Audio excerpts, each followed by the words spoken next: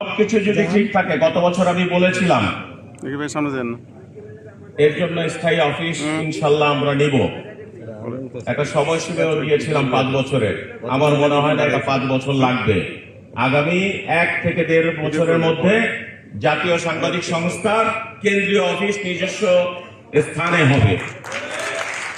শুধু তাই না, প্রত্যেকটা জেলা উপজেলায় সরকারি জায়গায় জাতীয় সাংবাদিক সংস্থার বরাদ্দ নেওয়ার ব্যাপারে আমরা কাজ করছি এবং আপনারা শুধু জায়গা সিলেক্ট করলে আমাদের জানালে আমরা কাজ করব।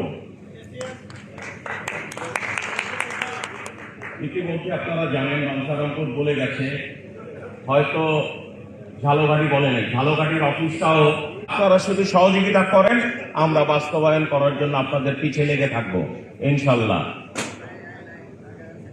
আর দীর্ঘায়িত না করি, আপনাদের ধৈর্যের জন্য অনেক ধন্যবাদ।